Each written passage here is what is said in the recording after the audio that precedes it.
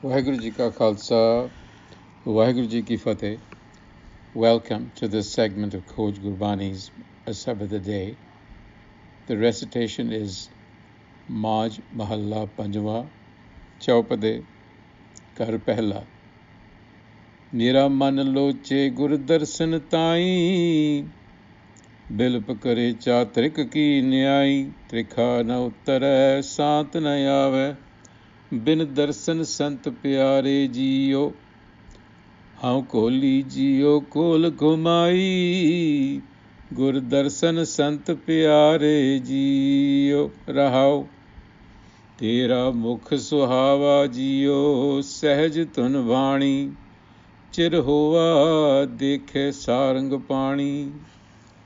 तन सो देस जहाँ तू वसया, मेरे सज्जन मीत मुरारे जियो। हाउ कोली हाउ कोल कुमाई, गुर सज्जन मीत मुरारे जियो रहाओ।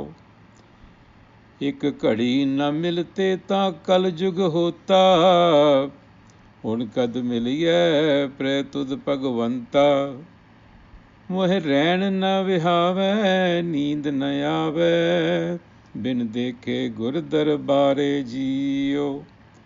हाँ कोली जियो कोल कुमाई, तिस सच्चे गुर दरबारे जियो रहाओ।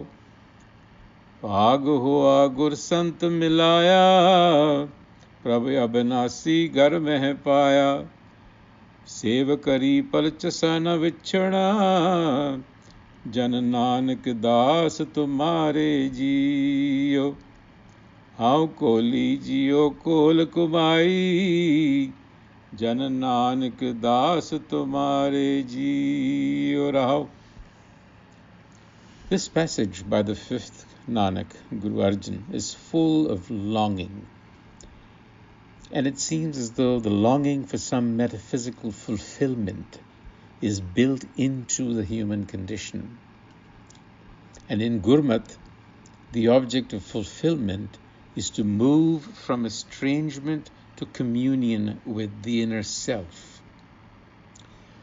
The very self that has given us the power and the knowledge of creating an ego consciousness also alienates us from it. So this alienation that happens with our creation is intrinsic and a structural element of human nature. And in this passage, that alienation is being given expression to. Mera man loche gur darsan tai, bilp kare chatrik ki nyai, trikha na utre sant na aave, bin darsan sant pyare jiyo. It's seeking vision of Guru wisdom. It cries out in agony, like the thirsty bird, without the vision of Guru wisdom, the mind remains unfulfilled and restless. It does not get tranquility. And not surprisingly, this alienation can be overcome only by eliminating the cause, which is that very ego consciousness that we have created in the first place, our sense of individuation.